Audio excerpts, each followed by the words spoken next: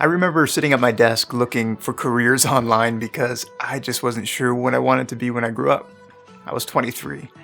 And I struggled with this idea that in order to find success or fulfillment in a career, I needed to be a part of a profession, something identifiable like a doctor or a lawyer or a physical therapist, which I am now. But if I'm honest with you, I still find myself falling into this question of what should I do with my life? And if I can go back in time, I would challenge myself to consider 3 things and to ask myself 3 specific questions. And if you're in that situation right now and you're not sure what to do with your career, this video is for you. And if we haven't met before, I'm Tim and I'm a physical therapist. And on this channel, I talk about physical therapy career, technology, and treatment. And you might be wondering, why is this physical therapist talking about career, changing jobs, finding success in work? And that's because if you were to rewind 10 years ago, I was a freshly minted MBA grad working in finance and was quickly promoted to a highly sought after job at my company. Things were going well, but I still remember thinking to myself, what is it that I'm going to do when I grow up? So I'd like to share 3 things that I realized about myself, and then also share 3 questions that you could ask yourself if you're wondering that giant question of what you should do with your life. Now, the first thing I realized early on in my career is that I really enjoy being an entrepreneur. And I've always had a side hustle going on. I've started multiple businesses on the side and they did well. It was a nice creative outlet. But my fear was always, is it enough to be a business? And even more than that, is it enough to be a business full time?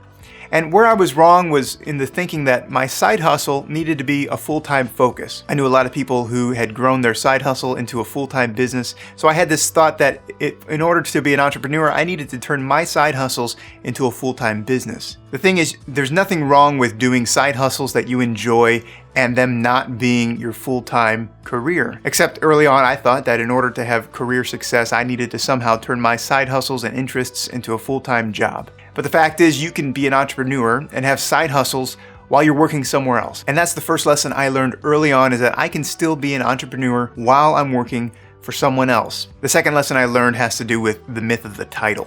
I mentioned it earlier. We have this idea when we grow up that we have success when we enter a profession like being a doctor or a lawyer.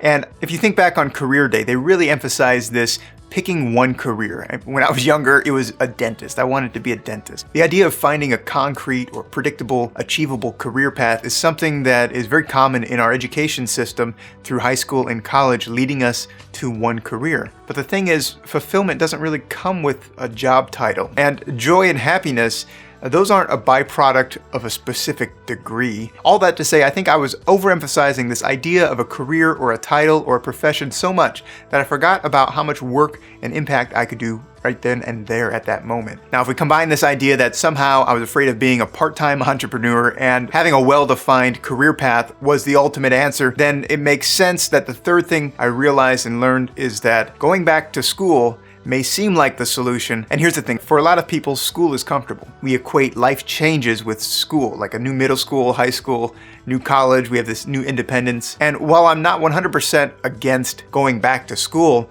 I just don't think it's the answer for everyone, especially when you're not sure what to do with your life or your career or your current job. It can be so tempting to think, well, maybe I just go back to school, when that's not always the answer. And that leads into the 3 questions that I would challenge you to ask yourself if you find yourself wondering what it is that you should do with your life and you're even considering things like changing jobs or going back to school. I would start with these 3 questions. The first question to ask yourself is this: are you running away from something? Are you running away from a job that you hate?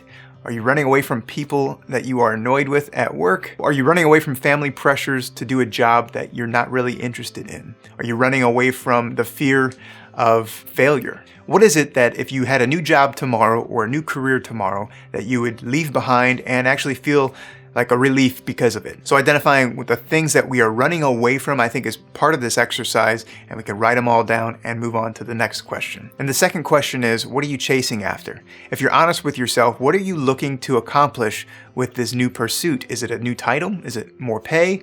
Is it a new challenge? More independence? More freedom? More time? The ability to act on new business ideas? What is so interesting to you to chase after this new career or this new idea for a new job? Write all those down as well, because you need to have those on paper and identify what it is that you're chasing after. So we've identified what it is that we are maybe running from. What is it that we are looking to achieve or chase after? And the third question is, What are you willing to change right now? Are you willing to get up an hour or two earlier? What about reading more in the evenings? Are you willing to learn a new skill, meet new people, try a different job at your current company? Are you willing to land a new job that you're overqualified for just so that you can get your foot into a door at a new company? What are you willing to do to make the change in order to achieve those goals that you're chasing or to get away from the things that you're running from? What are the things that you're willing to do now to make the change happen? Write down what you're willing to change now, because if you're not willing to change it now, my question to you is, what makes you think that you would be willing to change it in a week, or in 2 months, or in 6 months if you were to start at a new program or school? The idea behind this exercise is not to give you the one answer of what job you should do. The idea is to identify the current hurdles and the battles that you're facing in your life right now, to really put them down on paper. Writing things down in this way, I think, gives us an idea of what it is that we're struggling with most, what is it that we want most, and what is it that we have to do to get there. Now, is the new job, a degree, a title, or a new position the answer? I would argue that you could still feel lost even if you achieve that new job or a new degree or that new title. And if and when you do feel lost and wondering what is it that you should do with your life, I would just challenge you to ask yourself those questions. What am I running from? What am I chasing? And what am I willing to change right now? I didn't really know what I wanted to do at 23. And 10 years later, there are still times that I'm still not sure what I'm going to do when I grow up. But the biggest difference, I guess, is that I learned to embrace things like the unknown and just to enjoy the ride, because your titles, the job titles and careers, those will come and go. And business opportunities, career opportunities, they're all around us. And if you find yourself in a rut and you ask yourself those 3 questions, I think that it can help to shed some light on what you really want and just to give you a little bit more clarity on how to get there. Those are my thoughts. Stick around and give this video a like if you can relate to my story, and feel free to share your story in the comments. I'd love to read those and encourage you on your path to career success and fulfillment. Thanks for watching, and I'll see you in another video next week.